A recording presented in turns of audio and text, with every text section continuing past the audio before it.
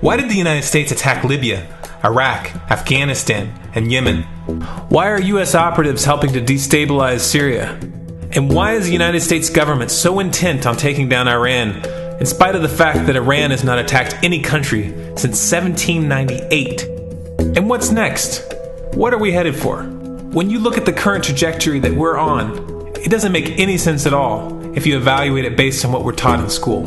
And it doesn't make any sense if you base your worldview on the propaganda that the mainstream media tries to pass off as news. But it makes perfect sense once you know the real motives of the powers that be. In order to understand those motives, we first have to take a look at history.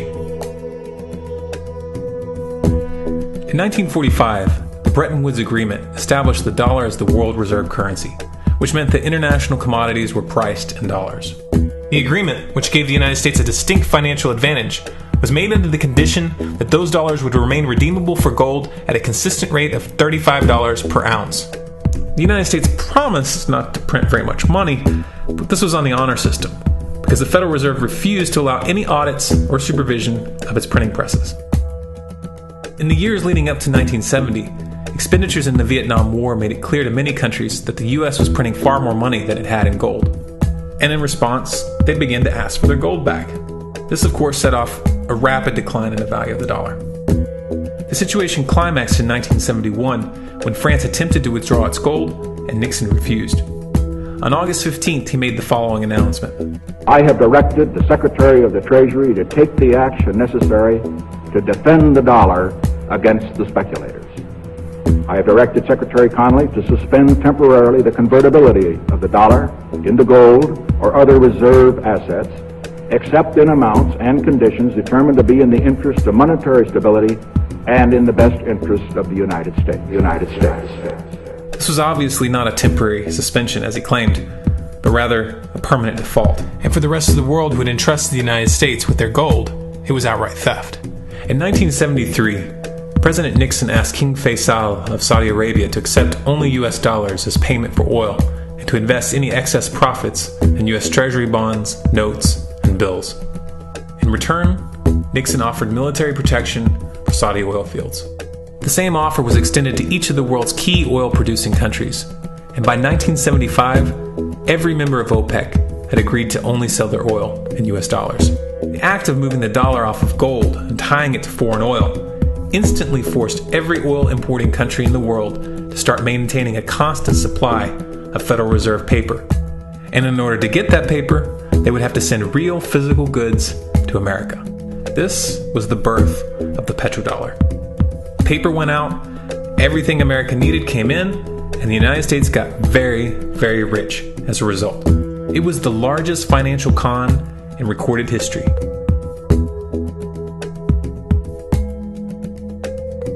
The arms race of the Cold War was a game of poker.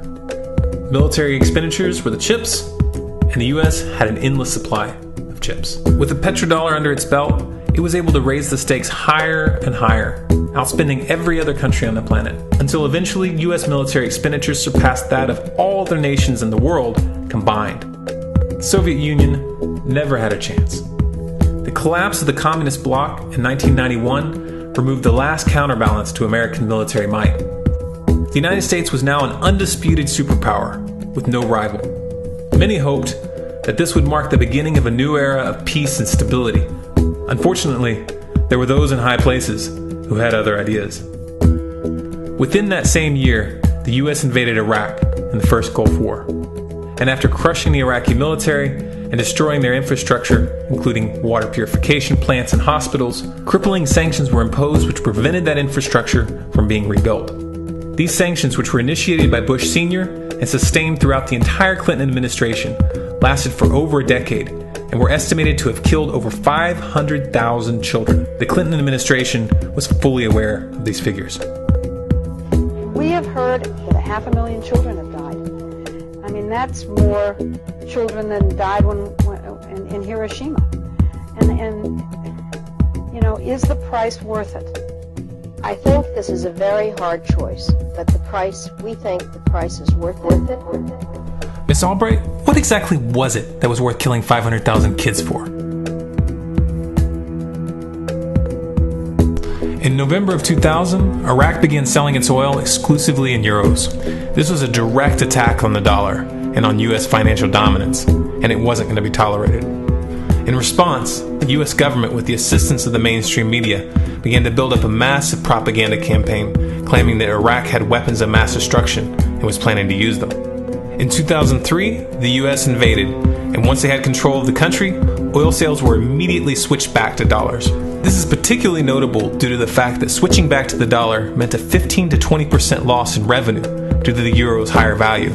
It doesn't make any sense at all unless you take the petrodollar into account. So I came back to see him a few weeks later, and by that time we were bombing in Afghanistan. I said, "Are we still going to war with Iraq?" And he said, "Oh, it's worse than that." He said, he reached over on his desk, he picked up a piece of paper, he said, I just got this down from upstairs, meaning the Secretary of Defense's office today, and he said, "This is a memo that describes how we're going to take out 7 countries in 5 years, starting with Iraq, and then Syria, Lebanon, Libya, Somalia, Sudan, and finishing off Iran.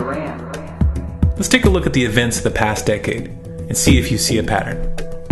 In Libya, Gaddafi was in the process of organizing a bloc of African countries to create a gold-based currency called the dinar, which they intended to use to replace the dollar in that region. US and NATO forces helped destabilize and topple the Libyan government in 2011, and after taking control of the region, US armed rebels executed Gaddafi in cold blood and immediately set up the Libyan central bank. Iran has been actively campaigning to pull oil sales off of the dollar for some time now, and it has recently secured agreements to begin trading its oil in exchange for gold. In response, the US government, with mainstream media assistance, has been attempting to build international support for military strikes on the pretext of preventing Iran from building a nuclear weapon. In the meantime, they established sanctions which US officials openly admit are aimed at causing a collapse of the Iranian economy. Syria is Iran's closest ally, and they are bound by mutual defense agreements. The country is currently in the process of being destabilized with covert assistance from NATO, and though Russia and China have warned the United States not to get involved, the White House has made statements within the past month indicating that they are considering military intervention. It should be clear that military intervention in Syria and Iran isn't being considered. It's a foregone conclusion, just as it was in Iraq and Libya. The U.S. is actively working to create the context which gives them the diplomatic cover to do what they already have planned. The motive for these invasions and covert actions becomes clear when we look at them in their full context and connect the dots. Those who control the United States understand that even if a few countries begin to sell their oil in another currency, it will set off a chain reaction and the dollar will collapse. They understand that there is absolutely nothing else holding up the value of the dollar at this point, and so does the rest of the world. But rather than accepting the fact that the dollar is nearing the end of its lifespan, the powers that be have made a calculated gambit. They have decided to use the brute force of the US military to crush each and every resistant state in the Middle East and Africa. That in itself would be bad enough, but what you need to understand is that this is not going to end with Iran. China and Russia have stated publicly, and on no uncertain terms, that they will not tolerate an attack on Iran or Syria. Iran is one of their key allies, one of the last independent oil producers in the region, and they understand that if Iran falls, then they will have no way to escape the dollar without going to war. And yet the United States is pushing forward in spite of the warnings. What we are witnessing here is a trajectory that leads straight to the unthinkable. It's a trajectory that was mapped out years ago in full awareness of the human consequences. But who was it that put us on this course? What kind of psychopath is willing to intentionally set off a global conflict that will lead to millions of deaths just to protect the value of a paper currency? It obviously isn't the president. The decision to invade Libya, Syria, and Iran was made long before Obama had risen to the national spotlight. And yet, he's carrying out his duty just like the puppets that preceded him. So who is it that pulls the strings? Often the best answer to questions like this are found by asking another question. Qui bono? Who benefits? Obviously, those who have the power to print the dollar out of thin air have the most to lose if the dollar were to fall. And since 1913, that power has been held by the Federal Reserve. The Federal Reserve is a private entity owned by a conglomerate of the most powerful banks in the world. And the men who control those banks are the ones who pull the strings. To them, this is just a game. Your life and the lives of those you love are just pawns on their chessboard. And like a spoiled 4-year-old who tips the board onto the floor when they start to lose, the powers that be are willing to start World War III to keep control of the global financial system. Remember that when these wars extend and accelerate. Remember that when your son or your neighbor's son comes back home in a flag-draped coffin. Remember that when they point the finger at the new boogeyman. Because the madmen who are running this show will take this as far as you allow them to.